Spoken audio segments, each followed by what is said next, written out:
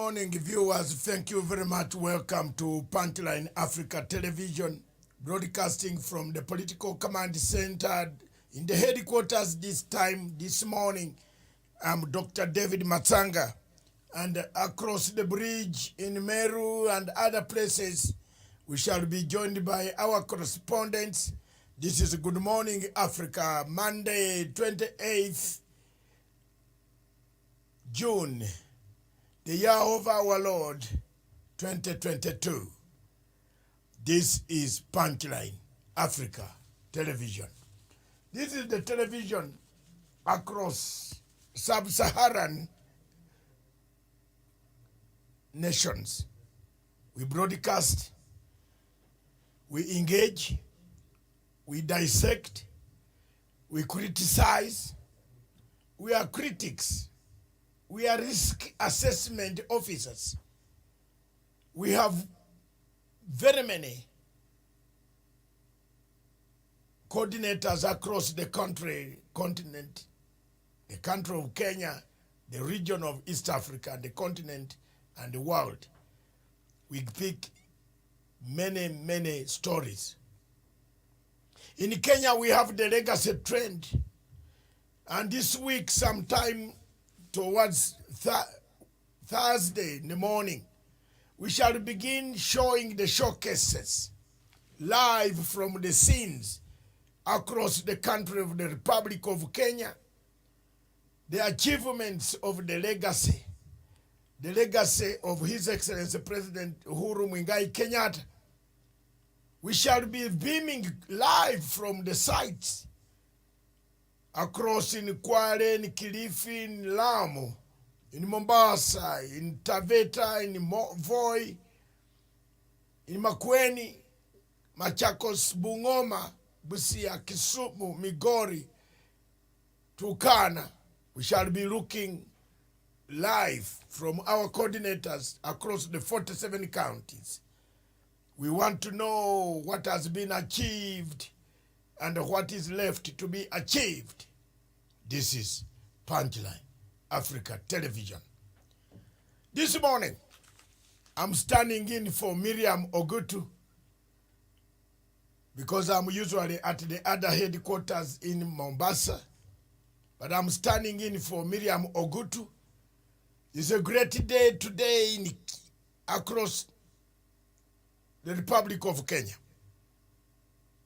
That in a few minutes from now, about 20 minutes or 45 minutes from now, we shall cross over to the Netherlands, the Holland, the Hague, to hear a story, a narrative of a case against one, Paulo Gicheru, versus the chief prosecutor of the International Criminal Court, on Article 70, Administration of Justice, tampering, obstruction of justice.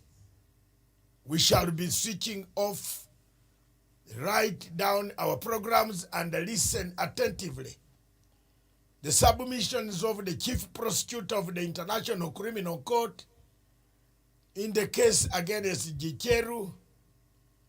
And I want to warn and tell people that these cases are two different. One, the case against Gicheru is tampering with witnesses, obstruction against administration of justice, and Article 70 of the Roma Statute. Article 70 of the Roma Statute is one of the worst articles in the statute. That one can take you for 40 years if you are found guilty, which can be served concurrently. Today, we shall not be seeing Mr. Gicheru sentenced.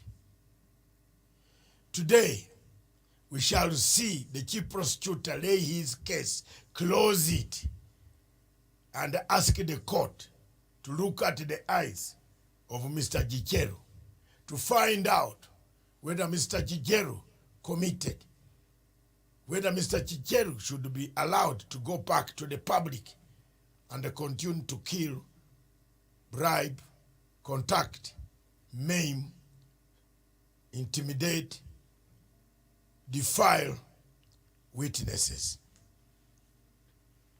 Today is a great day.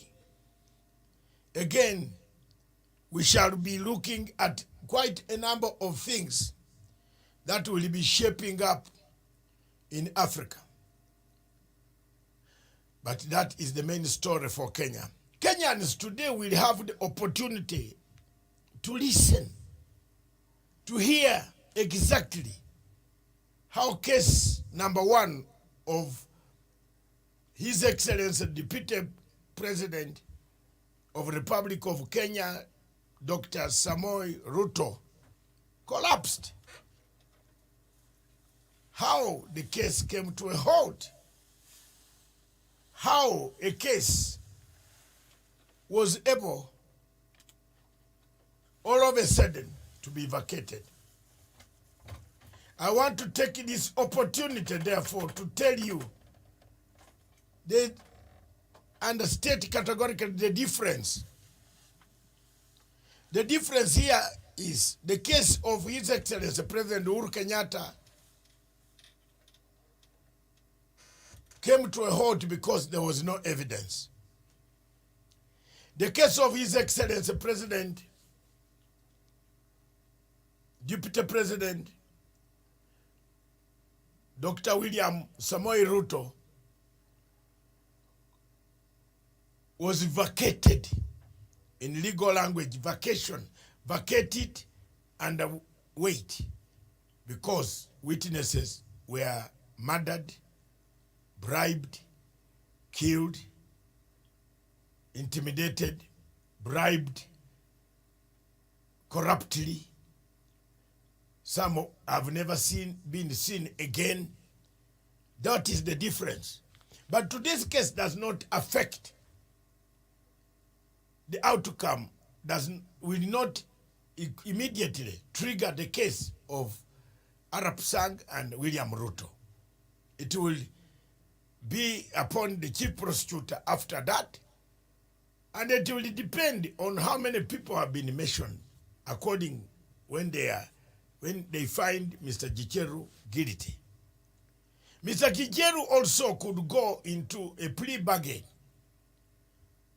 and said yes. Because Article 70 is a mere article, is not a simple article. A mere contact, just to contact the witness who is under protection order, whether in Kenya, Uganda, Britain, Netherlands, just to say, hello, how are you? Where are you these days? Yeah, you are lost, man.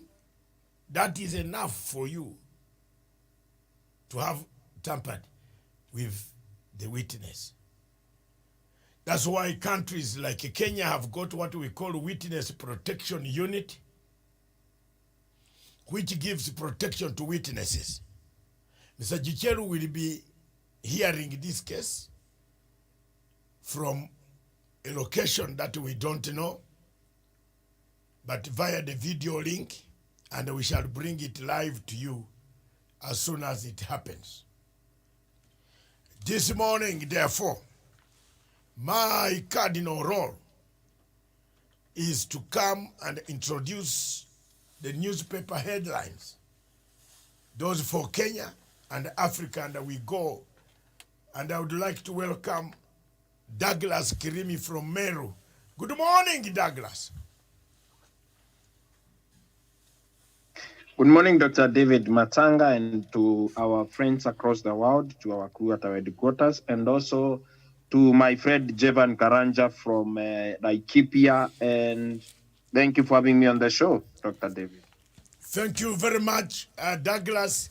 Thank you for attending. It's a cold weather in Meru, in the Aberdares Mount slopes. Is it very cold there?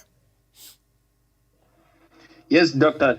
David, around Mount Kenya East, the slopes of Mount Kenya region are very, very, very cold. And it's always a chilly morning. We are heading to July, which is always a very cold month in these signs of the country. But we thank God that we are alive and we are healthy and we are here. Thank you. Thank you very much. Thank you very much. Good morning, Africa. Javani Karanja, good morning in Nanyuke. Good morning. Good morning, Dr. David Matsanga and my good friend Douglas Krimi. I'm here. It's also very cold in these areas of Mount Kenya West, and we are keeping warm to avoid some flu. Thank you for having me on the show. You are keeping warm. Is it really warm? Yeah, we have to keep warm. How is the politics in Nanyuki? Let me begin with Douglas. How is the politics in the mountains? Thank you, Dr. David. What's really happening in the mountain is that after the unveiling of Mother Karua as Mother Wangari Karua as the running mate for Raila Odinga, the tide has changed completely, especially in Meru. Kiraito Murungi, who was hiding all over the place, saying that you can vote for him as governor and vote for whoever you want as a president, has changed his tune. He is vigorously campaigning for Raila Odinga's presidency, and he has been telling the people that the wind of change is sweeping across the country. And as a veteran politician and as an elder, he has said that this is the time that Raila Odinga takes it. And Peter Munya has been doing a good job. Just finished his meetings yesterday. And across Meru, where people would not want to listen to their small Azimio gospel, people are embracing that. And also the inroads that have been made by William Ruto have been watered down. And William Ruto and his candidates are not faring well on the ground, because also Jubilee has also brought out a very, very elaborate plan to campaign for their candidates, fund them, and their actual official meetings are beginning today. They are out there campaigning, and Dr. David, I can tell you that the face of the mountain has been able to be changed. I think from a technical point of view and the strategy, they have been able to perform very well and also exemplary. And for ODM candidates are also struggling, and ODM politics as a party are not well received here, because even their candidates seem to be very struggling, except for those that are managed to be able to fund their own campaigns. But generally, the political climate in the mountain is that people have now today can now independently come out of the closet and declare which political side they are supporting, without the ill feelings of 2017 and 2013, when we had our own son and our own leader, President Uhuru Kenyatta, running for political office, the highest political office in land. Today, people can stand on either side and say they are pro-UDA, and also others say they are pro-Azimio, and others say that they are going to support Professor George Wajakoya, who is my good friend and also your friend, a man that you gave a job in London, but he has forgotten all of that. But politically, Dr. David, the climate in Meru is not as tense as 2013 and 2017. There is not much political activity except for Azimio that have tried to go out there and mobilize people on their side and all that. UDA team seems to have evaporated. Their meetings are not well attended as before. That shows also scientifically the crowd that William Ruto was pulling for 3 years ago and 2 years ago, they have been able to share with Azimio Zeriots and also Professor Wajakoya's people. And coming to Professor Wajakoya's people, supporters, it seems to have excited some middle class and some people who are supporting William Ruto, the true Asras in this country, the true people, poor people, masses that William Ruto was riding on. Professor Wajakoya seems to be exciting them. But if you look at the political tolerance that we can see in Meru and across Mount Kenya, that was not witnessed months before or 1 year ago. People are more tolerant. I can see in Muranga, Jamre Kikamau can go and campaign with Raila without being insulted by the constituents. We can see Peter Kenneth and all others, Nduati Ngugi, Engineer Joseph Nduati Ngugi of Gatanga constituency, the area MP, can go out there, shout Azimio, campaign for the Right Honorable Raila Amolo Odinga, and there is no insult, there is no intimidation, there is no when people come together, especially the UDA people also come do their meetings, and there is no, sorry, excuse my throat. There is no intimidation for the voter before, and also blackmail, which has been happening before. And generally, I can say that one thing that is exciting across the mountain, and especially the signs that I am in, is the kind of political tolerance that we are experiencing. And I round our politicians and the people, because Raila came for the first time. He did a very successful meeting, full Gicheru Stadium. Over 60,000 people came out, around 50,000 to 60,000 people came to Gicheru Stadium, and it was filled to brim, and people were enjoying everything. And Raila made his speeches and made his meeting and went to Nairobi without being booed by anybody. The same thing with William Ruto and all that. But for William Ruto, it seems that he has lost the grip in Mount Kenya, and especially the Mount Kenya East, where we come from. And that's the political climate, Dr. David. Thank you very much. Thank you. Before we go deeper to newspapers, there's the danger ahead of free felons, key seats. You know, there is something that I wanted to ask, and which I have advised elsewhere on the television station this morning, somewhere else in one of the local news stations. I have said, a pot reaches the doorsteps and the breaks. In Africa, the proverb is very clear. You collect the water from very far, but when you reach the doorsteps, you break, the pot breaks. At the moment, in Azimio, La Moja, Kenya, one Kenya. Let's not tamper with this. Let's not bring in some gymnastics of politics. I saw that last weekend. The politics of zoning, CG, doing what. Let's not antagonize the pot, please. Let's leave it. The most important thing, and I want to teach people in Kenya one thing. I want to teach people the side of Raila Amolo Odinga. That don't just say vote wisely. Oh, vote wisely. You know, Karanja, you are used to do the word vote wisely. No, just say vote Baba and Martha. Don't say vote wisely.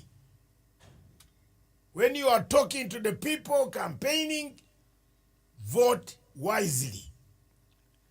That is the message that we want to send down to the people, that vote wisely is not enough. Vote for Baba and Martha. People will learn, will pick those words. That voting wisely, somebody will go to the polling station and vote, but he might not have voted wisely. Javani Karanja, give us your testing microphone. How is Azimio right now standing? Yeah, thank you very much, Dr. David Matsanga, and to our viewers and listeners. One, and from the foremost, I'll say that Azimio has really gained traction in Mount Kenya region, and say the popularity is rising, and that is something that is commendable for the team that is leading the Azimio campaign. And I think the problem that was there, the problem that we thought was there in the Mount Kenya region, is that William Ruto was campaigning alone. So when you in the field alone, you are number one and you are number last. So we thought William Ruto was the most popular candidate, and that was the case because he was the only presidential candidate who was campaigning then. But after Azimio presidential candidate Raila Odinga and Mother Karua joined the race, things have started changing. William Ruto, who was thought to to command a popularity of around 90% of Mount Kenya region has dropped to around 50%. Therefore, that's a very good milestone. And this shows that the people in the mountain know what they want, and they really listen to what President Uhuru Kenyatta says. Whether they go out there and criticize him, deep down in their minds, they try to digest the direction that President Uhuru Kenyatta has given to the region. And it's very clear that President Uhuru Kenyatta is supporting Azimio candidate. I think those are some of the factors that has propelled Raila Amolo Odinga to where he is in the mountain. Number two, I think the choice of her running mate, Martha Karua, bearing in mind he comes from the Mount Kenya region. I think it's it was very calculative, because now we have Martha Karua, a staunch supporter of the Constitution, the rule of law, and somebody who has been frontline championing for the interest of Mount Kenya. Going to the second highest office is something that the people of Mount Kenya region are really taking seriously. And when you compare Martha Karua and the choice of Deputy President William Ruto, you see Martha Karua is way much ahead when it comes to popularity, when it comes to political maturity, and when it comes to service delivery. You can't compare the two. And I think that's some reasons that are making Raila Amolo Odinga get a lot of traction in the mountains. So far, so good.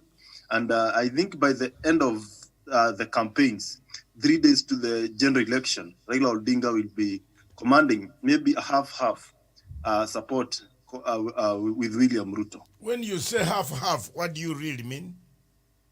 I mean, maybe they will share their votes half in the middle, because right now, from the polls that have been conducted, even from Punchline, the Legacy Trend, from the Star, from other polls, Tiva, they show that William Ruto is currently at 50% support in Mount Kenya region, where Raila Amolo Odinga is heading to 40 plus support. This shows that Raila Amolo Odinga is the one who is gaining, but William Ruto can only lose because I don't think there's anything that he can gain so far in the mountain. That is what I mean when I say they might get equal shares in the mountain. Thank you very much. The headlines in the Standard newspaper: danger ahead as free felons eye key seats. Vetting of candidates turned out to be a big circus. Look, I have said elsewhere, there is no independent candidate in Africa. I have not seen one who is independent completely. I don't know whether Gicheru Karanja, you agree with me. Maybe you can elaborate further. There is no independent candidate. Most of the people who say independent, again, they say, I am going to be independent, but I like Ruto. Can you be independent?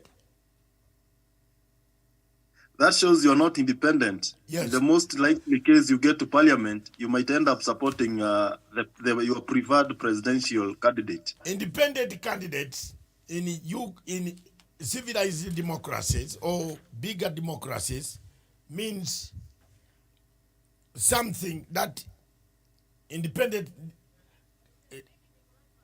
it looks like, yes, it looks like the independent people in candidates can never be there in Africa. And that is why, Gicheru Karanja, I'm telling you from Nanyuki, if somebody is telling you that I am independent, I'm standing for this constituency, don't take it seriously. There's no independent candidate at all in Africa. I've not seen one. The one who's in Uganda parliament, for example, ended up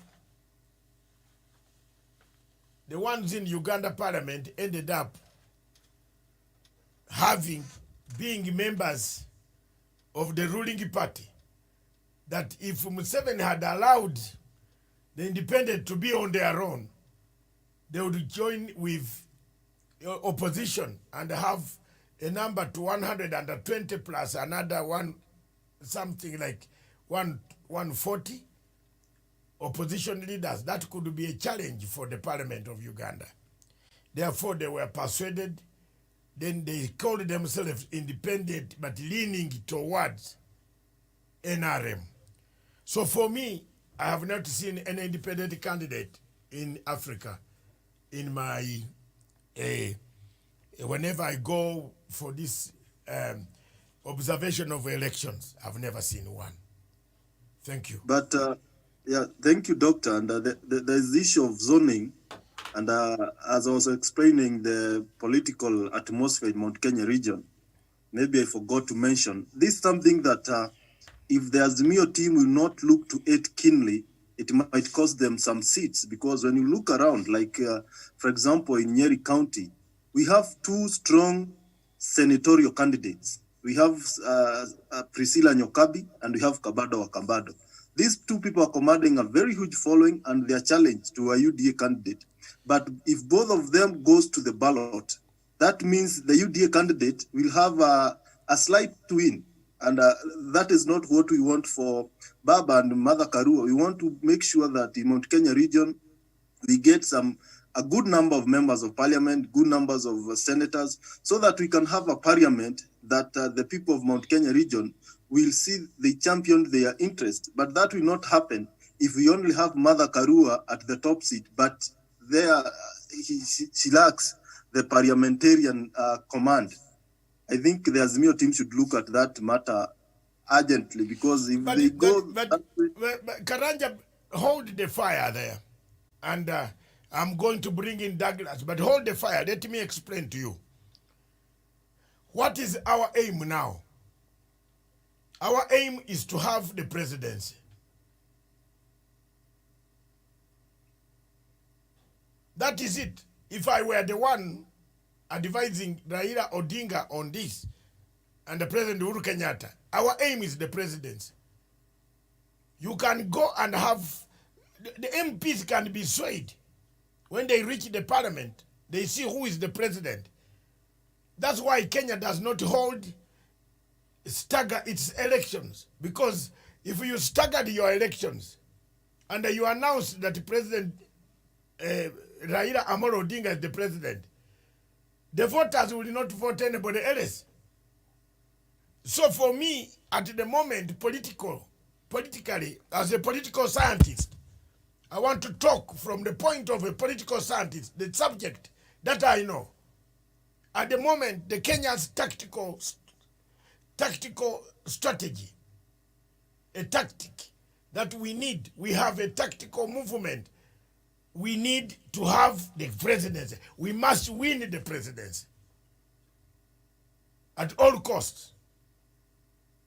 So all candidates who are there, whether you are standing in the NAC candidature or Jubilee, your emphasis is Raila first. We might not get the seats that are needed in parliament, but still we shall. The Constitution of Republic of Kenya allows you to be in the government, to form a government. There's nothing wrong with that. There is no lacuna there. The Constitution of Republic of Kenya says the highest number of votes that a presidential candidate gets is the person to hold the presidency. Now you come to MPs, if you are short of MPs, you will look for MPs who will have like-minded.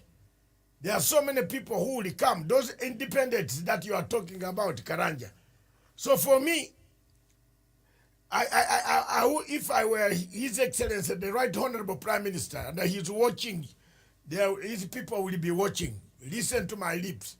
Don't touch the pot when it is about to be taken inside the house. At the moment, we don't need those wrangles. You saw the wrangles of our friend Javan, our friend Musyoka. We were the two people who stuck there and cried for him to come back, isn't it? He's back in that. It took time. Our time is not there. We can't mix it up. Douglas. Karanja, are you there? Yes, I'm here. I'm listening. You have got what I'm saying. Yeah, I'm saying the bigger picture is It's the the presidency. presidency. The rest can come later, but the bigger picture is the presidency. Let's get But the if we can kill two birds with the one stone, maybe it can be a much better. but where if you are killing two birds with one stone, where are you things like a powerful candidate like a Nyokabi? Nyokabi is powerful in Nyeri. And Kabando is powerful in Nyeri. But their being powerful will propel people to go and vote for Baba. One of them might not meet the what we need. But since they have refused to do what we call a negotiated democracy, which I don't think can work in Kenya, because each clan, if you come from Othaya and another one Mukurweni, we shall trace your parents not having been together. You get my point? Yeah, yeah. Clanism will work. My sister Nyokabi comes from Othaya. And Kabando comes from Mukurweni. I know a bit of the history of Nyeri people and the people of Kenya. Those divisions could be very, very energetic. You can not say that the Mukurweni people, for a long time, some of them have been loving Raila Omolo Odinga. You know very well from the history. Kabando himself was the ODM when he was at the campus. You remember? He was on the changed. He was one of the radical few youths from Mukurweni. But when you go to the Othaya has been in government throughout because of the late President Kibaki. Therefore, you negotiate the democracy there might be very difficult. So, but if you divide, that's why this, you must know the disadvantage that we have. The other guys, the mafia, the other party of Uda, they came in parties. So they will collect from parties how many have come. Kenya, for the Kenya, ANC, UDE, what? How many seats have you got? And they can put themselves together later on. But for us, your party remains at the gates of parliament. You must enter parliament as a Azimio member of parliament. You get the difference now? Yeah. Yeah. Okay. Douglas, let's make quick remarks there. That is your take on that. Thank you, Doctor. I believe that it was not good strategy for Azimio to wait for their people to declare that they are on their side. Like now we have two powerful gubernatorial candidates that have aligned themselves with Azimio in Tharaka Nithi, Professor Erastus Njoka, the former Vice Chancellor of Chuka University, the pioneer Vice Chancellor of Chuka University, and the immediate former Vice Chancellor. And also there is a Professor Kivunjia, Mzarendo Kivunjia, who Mother Karua came to Tharaka Nithi and said that they are going to negotiate and with one of them to produce one candidate. Whereas William Ruto went for negotiated democracy, Azimio went for gather everyone, gather horse, scatter none, and that gather horse, scatter none strategy was not good strategy for them. If they knew they were gonna drop some people along the way, they should not have gone that way and now turn their back again and say that we would want to have negotiated democracy. They would have gone for negotiated democracy in the first place, or they would not have asked these people to align themselves with them.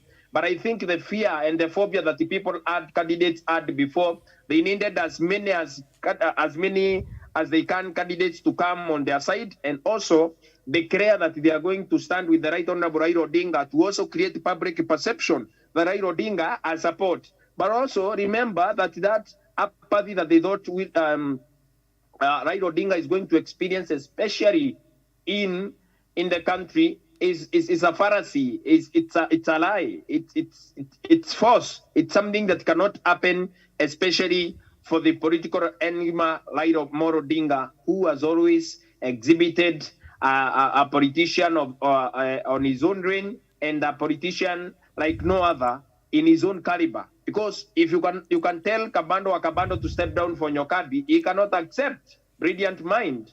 Nyokabi stepped down for Kabando. Brilliant mind. Can't accept. Their supporters would not accept. 40 days to elections, Dr. David Matsanga asking for candidates to withdraw their candidature in favor of one candidate. It's not negotiated democracy.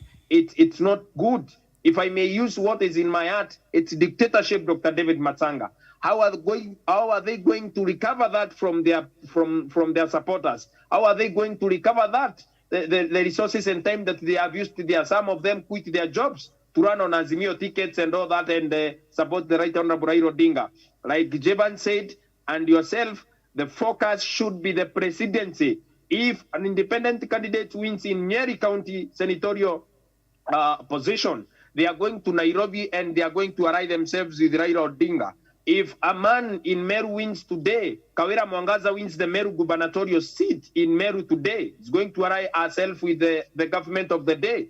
Because that's actually how you also work together with the government of the day. You cannot be in opposition forever. You work and also bring services and industry to the people that sent you to parliament. So the question of having Azimio majority and also having presidency, you can't have your cake and eat it. We need to focus on presidency. Things are going to fall into place. If we lose focus today, the Right Honorable Raila Odinga is going to lose for the 50th time, because we are so discouraged, and also we would have discouraged so many supporters of people that are right to Kabando, Nyokabis of this world, Professor Mzalendo Kivunjia, Professor Erastus Njoka, and others, so many of them across board, Dr. David Matsanga. My take is we should leave candidates alone to battle it out. There are less than 42 days to elections. People in the wilderness, let them get tested at the ballot.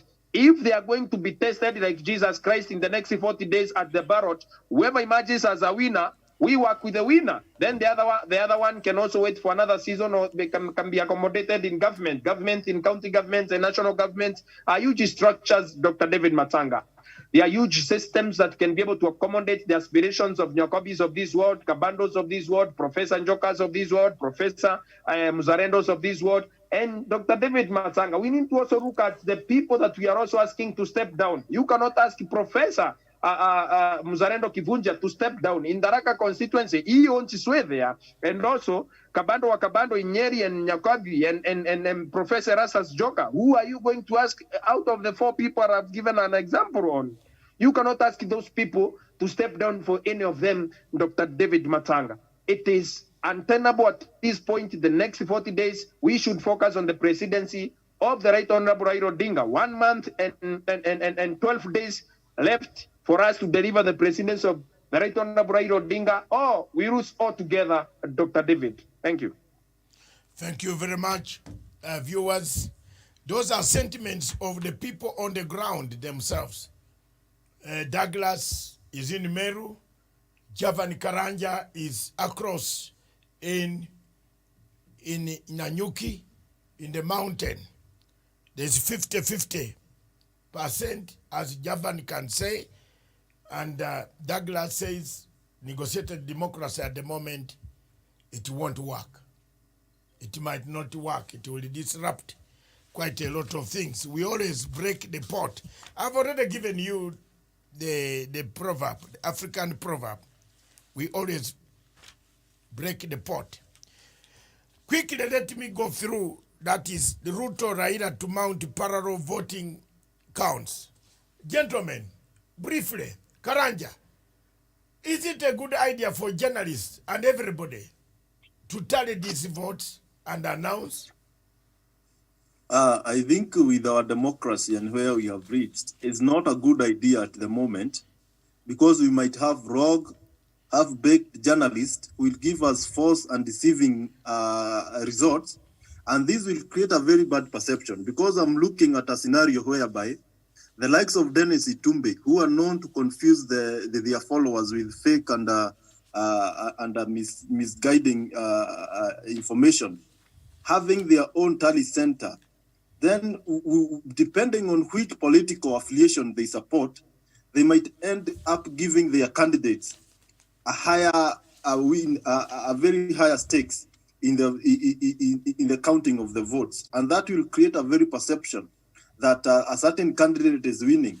But when you look at other tallies, maybe from other parties, they will give contrary information, and this will confuse the country, and that will create a very bad mood of anxiety, of unpredictability, and anything can erupt from those kind of things. I think IBC should be the only body that should be mandated to give us the final result without these other confusion that may arise on the path towards a free, viable, and credible elections. I don't support that idea unless there is a way of certifying and accrediting those who will be who wish to do that. But as it stands now, if there's no system that will eliminate the rogue journalists, the rogue political bloggers from this crucial process, then it will be a myriad of all kind of monkey business. Thank you. Thank you very much. Douglas, are you of, thank you very much, Karanja. I think you have the same opinion. I am of the same. Douglas, is it good for every Tom Bonoko? You call them Bonoko? Every Tom and Dick Harry, a media house, putting a server and a tally center. Already we are in a fragile, we are already in a deep hole.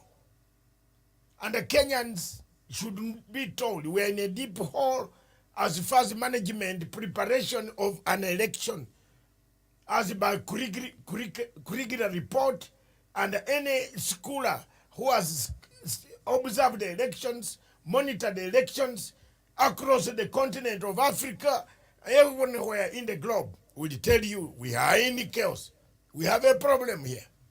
And we are not talking the truth about this. We are all the time talking this way, that way. But the truth is that we have dug the hole, and Chebukati continues digging. And Raila and others are watching. I talked about the ballot papers, Douglas.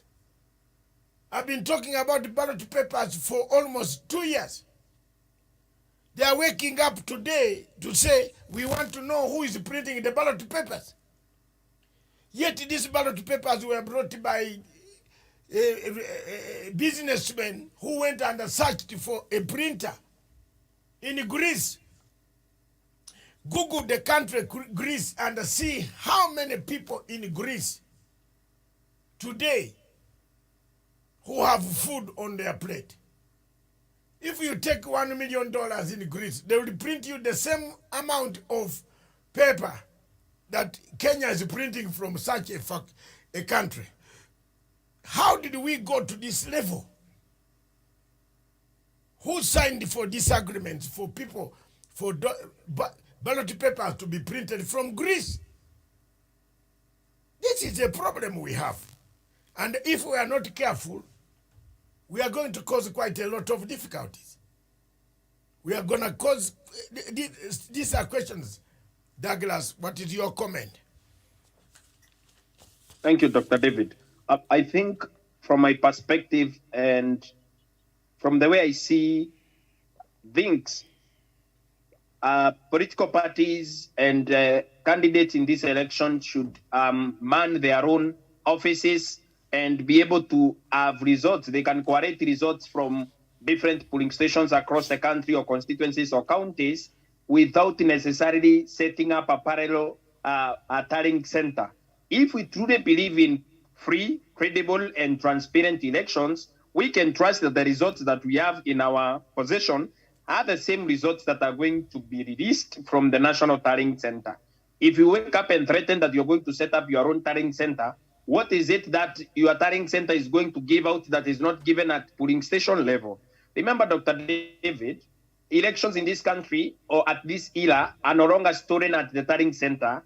elections are stolen or manipulated at the polling station level when Form 34A is signed and also dropped into the ballot, or it is taken to a tallying center, constituency tallying center, county tallying center, and national tallying center for it to be validly accepted as the election that happened. For example, I voted at Getune Coffee Factory in Kiago Ward.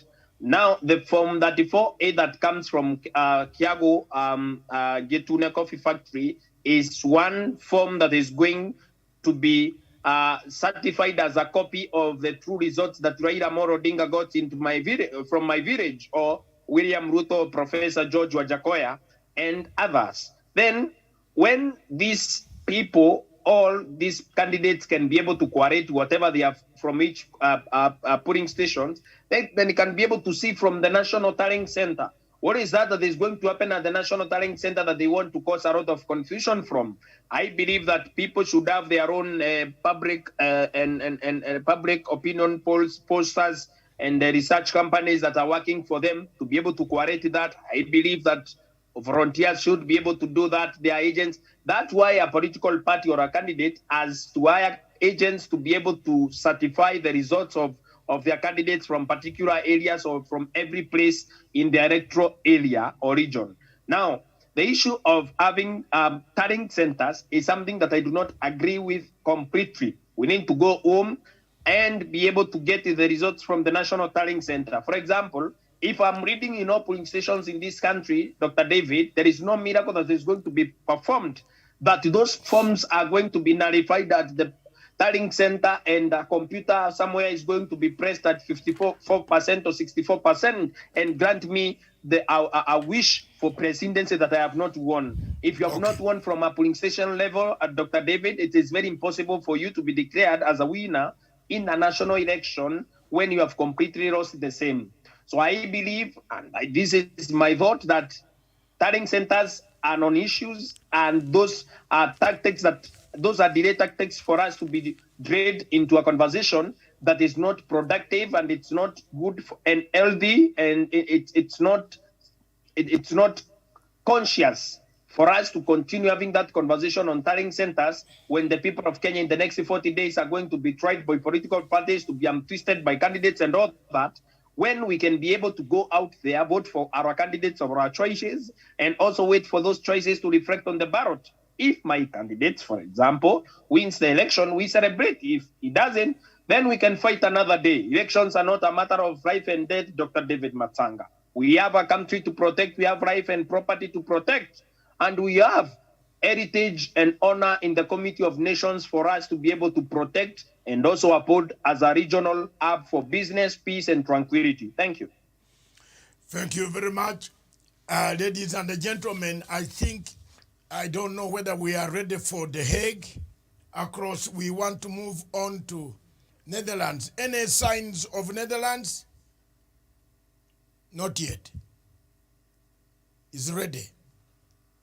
Okay, thank you very much. We are told there's still time. They haven't opened up. Our correspondent is on the ground in Netherlands. So anytime now, the case against Paul Gicheru, the closing remarks, closing the case, and the reopening, the ICC did not leave Kenya. It stayed, it came. There is a town in Kenya, gentlemen, called Mombasa. Kuingia rahisi, lakini kutoka matanga. Am I right in my Swahili, Douglas Kirimi? Yes, you are. You've really improved on your Swahili, Dr. David. Kuingia rahisi, kutoka matanga. So, yes. ICC ilikuja rahisi, lakini itoki Kenya. My fellow people of Kenya, I told you, get the work envelope, wrap it up, throw it, go and throw it in Indian Ocean. and choma kata mbuzi is the source of the troubles that we have. And it will be the source forever. As long as it exists in your books. You remember this Ugandan man who said, cut it off, get the work envelope out of your books. Anybody who doubts me on international law will only be himself to regret, not Dr. Mazanga. Because I studied that subject very nicely, comfortably, on a train from London to Glasgow, while cleaning and making sure that the seats I put back so that the first class passengers can come and sit again. Douglas Kirimi and Karanja, my sons, are you still there? Yes, Dr. David. Look at what I was doing. 6 hours. My son, 6 hours. You are on a train from London. You leave home at 4 a.m. The train leaves at 5. You started the journey and you are given on the 45 minutes break. You sit on that express train that goes from London Express, 6 hours, it is in Glasgow station. You wait there for about an hour, and you have time to pick a book and stay in your, luckily enough there they give you your car office. I grew up as an inspector a bit, I became a supervisor. So I used to enjoy those long trips to Liverpool, Warwick, Norwich, York, where Bishop Sentamu, Manchester.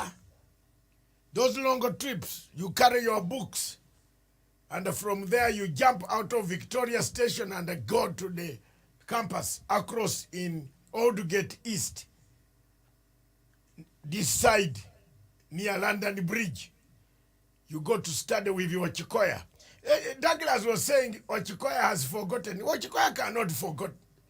Well, if I call Ochikoya right now, he will pick the phone and he has to talk to the boss. I'm the boss. I am the one who gave him a job. I told him to get out of the digging graves. In African culture, when you dig graves, you have a problem. Because grave diggers are specified. Usually they wash with mbuzi. Unakata mbuzi na damu imwagike chini kidogo. Kiswahili tena mzuri.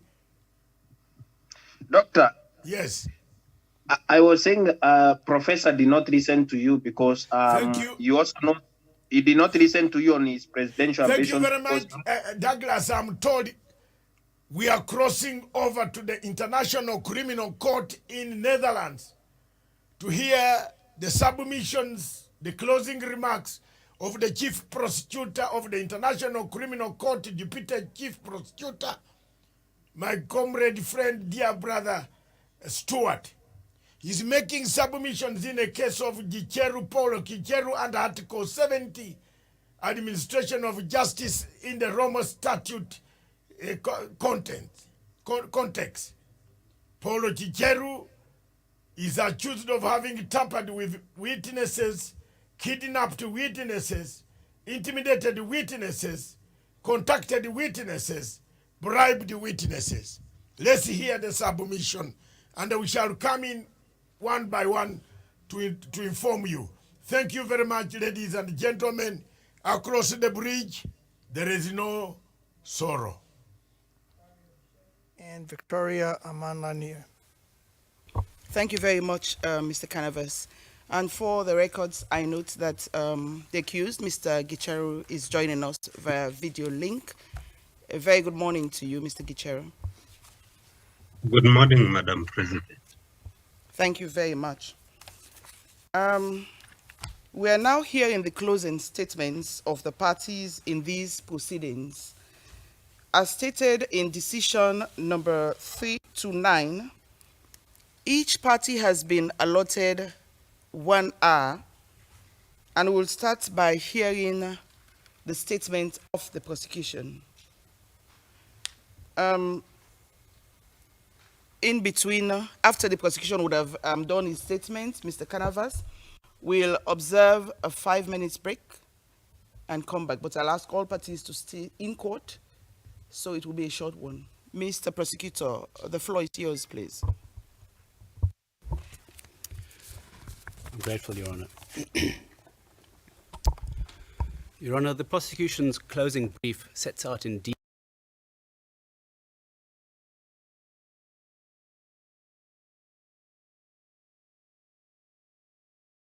and uncontroverted by any defense witnesses.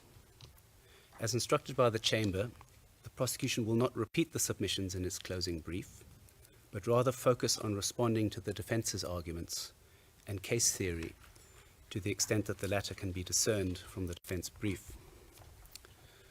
Your Honor, the defense brief adopts a flawed approach to the assessment of evidence. It indulges in a piecemeal examination of individual witnesses and documents, but ignores the combined effect of the damning and mutually corroborating body of incriminating evidence. Stripped of its rhetoric and hyperbole, the defense brief essentially invites the Chamber to, 1,